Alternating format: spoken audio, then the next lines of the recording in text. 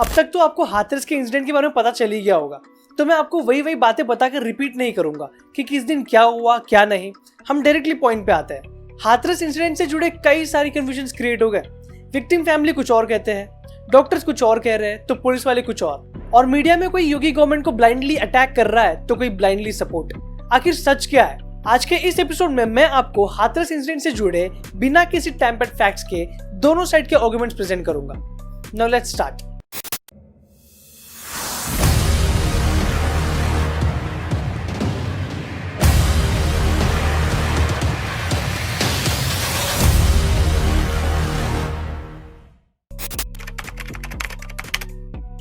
हाथरस में विक्टिम और उनकी फैमिली इंसिडेंट होते ही पुलिस स्टेशन पहुंचते हैं। वहां जाकर उस इंसिडेंट को कंप्लीटली इलैबोरेट करते हैं। क्या हुआ, किस बात को लेकर इनको मारा है?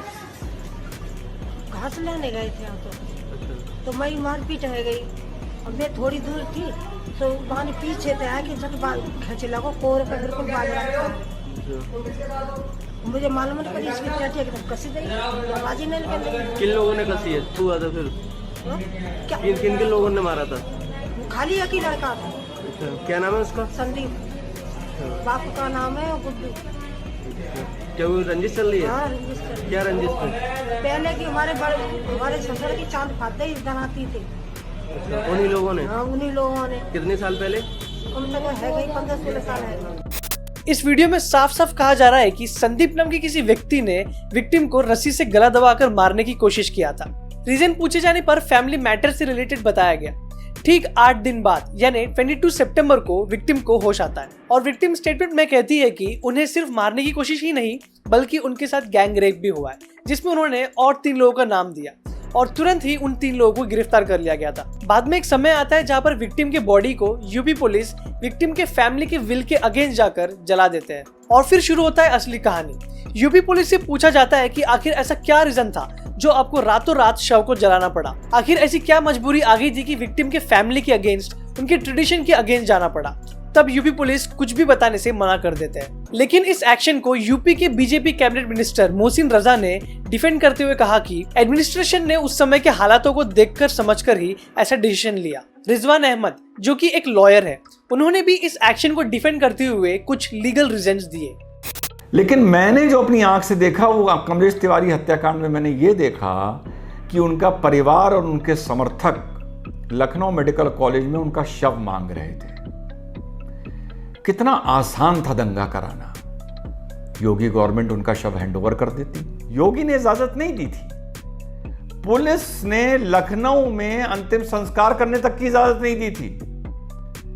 पुलिस की निगरानी में पुलिस की गाड़ी में शव सीतापुर ले जाया गया और सीतापुर के भी पास गांव के आगे जाके एक एकांत जगह पर 10, 20, 50 की मौजूदगी में अंतिम संस्कार कराया था योगी आदित्यनाथ ने कमलेश तिवारी का। मैं पूरी स्टोरी पे बात नहीं कर रहा हूं, मैं सिर्फ एक बिंदु पे कर रहा हूं कि जो उस लड़की का अंतिम संस्कार रात को कराया गया। अब अगर अल्टीमेटली फैमिली के लोग या गांव के लोग नहीं मान रहे, सो पुलिस इज नॉट सपोज्ड कि उसके लिए वो सुबह 7 बजे का या 8 बजे तक का इंतजार करेगी। अल्टीमेटली अगर नहीं मान रहे तो पुलिस को अपनी हरकत में आना पड़ेगा। कर रहा हूं मैं सिर्फ इस एक्ट को डिफेंड कर रहा हूं, इस घटना को डिफेंड कर रहा हूं कि रात को अंतिम संस्कार कराना ठीक था। पुलिस ने परिवार को समझाने का पूरी कोशिश की। अगर परिवार नहीं समझा तो पुलिस को ऐसे एक्शन पुलिसिंग में और एडमिनिस्ट्रेशन में लेने पड़ते हैं और जो भी उन्होंने एक्शन लिया लॉन्ग रन से अगर आप उसको देखिए तो वो एक्शन बिल्कुल सही था। फॉरेंसिक और पोस्टमार्टम रिपोर्ट में तो ये कहा गया है कि विक्टिम के साथ रेप हुआ ही नहीं और जो जीभ काटने की जो बात फैला था वो भी गलत था। मे भी शायद विक्टिम जब अपने आप को डिफेंड कर रही थी तब उस वक्त उनके दांत की वजह से ही उनके जीभ में साइड में कट हो गया। रिपोर्ट में ये कहा गया है कि विक्टिम को गला दबाकर मारने की कोशिश की गई थी, जिसके प्रेशर की वजह से स्पाइन में इंजरी हुआ, ना कि उसे इंटेंशनली तोड़ा गया। रिपोर्ट में साथ साथ ये भी लिखा है कि विक्टिम के साथ जबरदस्ती करने की कोशिश की गई थी। उनके प्राइवेट पार्ट्स पर कुछ कट्स के साइन थे, लेकिन सीमेन प्रेजेंस ना होने की वजह से इस रेप के क्लेम को डिनाई कर दिया गया। इन रिपोर्ट्स के अपोज में एक्सपर्ट्स ये कह रहे हैं कि सैंपल्स को इंसिडेंट के कुछ दिनों बाद कलेक्ट किया गया था, जबकि सीमेन प्रेजेंट है या नहीं ये पहले के कुछ दिनों में ही पता चलता है। इन रिपोर्ट्स के आते ही लोगों ने सपोर्ट में ट्रेंड करना शुरू कर दिया कि देखो यहाँ तो रेप हुआ ही नहीं, सरकार को जबरदस्ती बदनाम करने की साजिश थी। लेकिन दोस्तों आप लोग ये जानकर हैरान हो जाओगे कि इंडियन पैनल कोड सेक्शन 375 में रेप की डिफिनेशन क्लियरली एक्सप्लेन किया गया है। If you insert your penis in the vagina of the woman, it is rape. ये डेफिनेशन हो गई अजीत रंजीत और प्रेम चोपड़ा के जमाने की। The new definition of rape is कि आप अपना पेनस अगर औरत के मुंह से लगाते हैं, एनस से लगाते हैं, सिर्फ उसके आउटर पोर्शन को टच करते हैं, then also it is rape. आप अपनी फिंगर उसकी एनस या यूटरस या वजाइना से लगाते हैं, then also it is rape. Only finger. आप किसी लड़की की वजाइना में या एनस में एक लकड़ी या पेंसिल या कोई भी फॉरेन ऑब्जेक्ट डालते या छुआते हैं, it is rape as per section 375.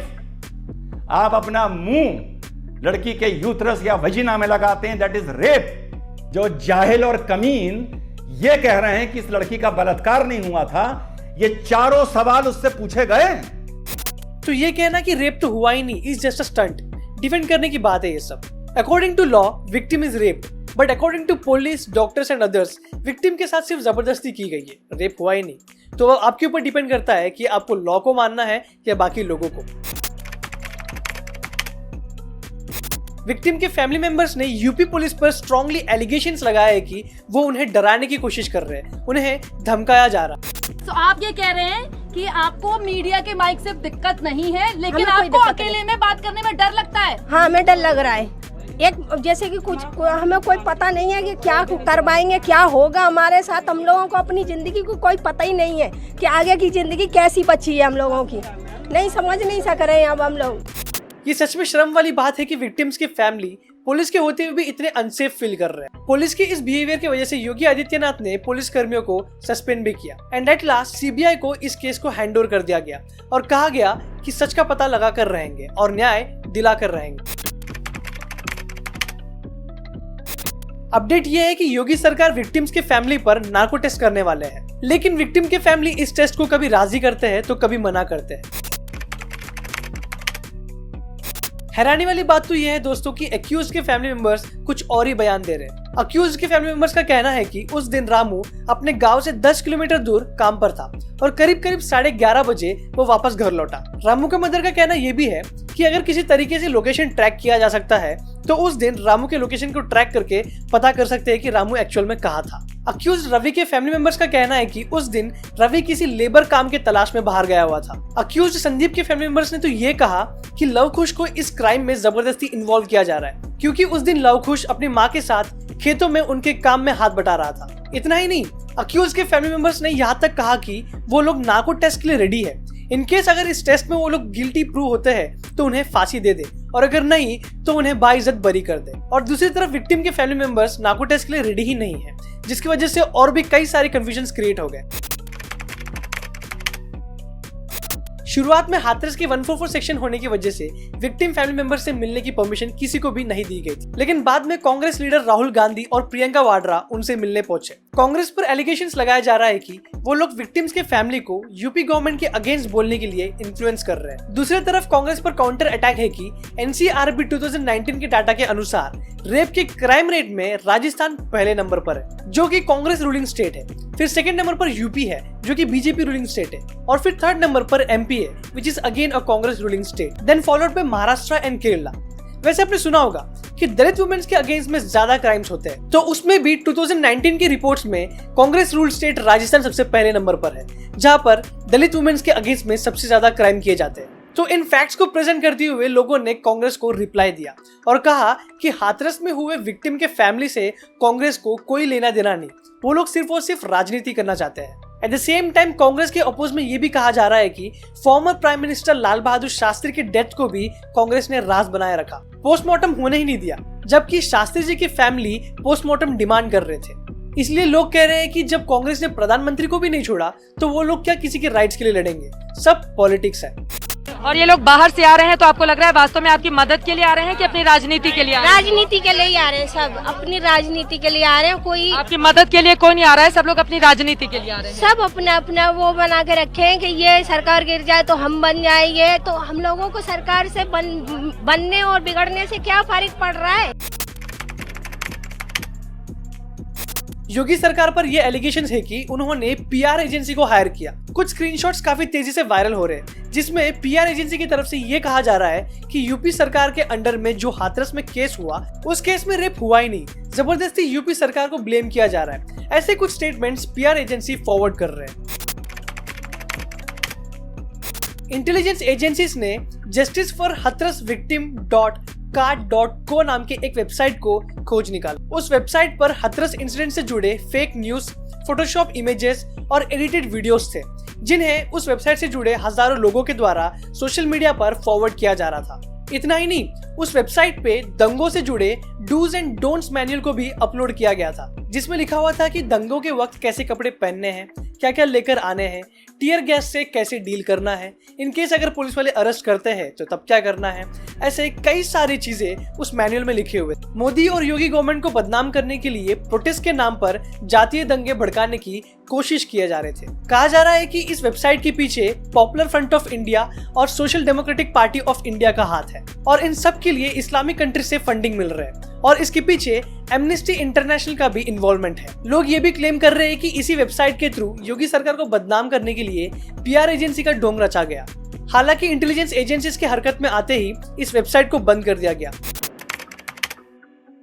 दोस्तों, इस इशू पर अभी फिलहाल मैं कोई ओपिनियन शेयर नहीं कर पाऊंगा बिकॉज हर आए दिन कोई ना कोई नए अपडेट्स मिल रहे हैं। सो इमोशनल होकर किसी भी कंक्लूजन में आना जल्दबाजी हो जाएगी। So I really wish and hope कि जल्द से जल्द सच सामने आए। इस केस से जुड़े अगर कोई नए अपडेट्स मिलते हैं तो मैं कोशिश करूंगा कि मेरे आने वाले एपिसोड्स में मैं उसे कवर करूं। So this is what for today's episode. Please do share this video as much as you can ताकि लोग बायस्ड इंफॉर्मेशन से बच सके।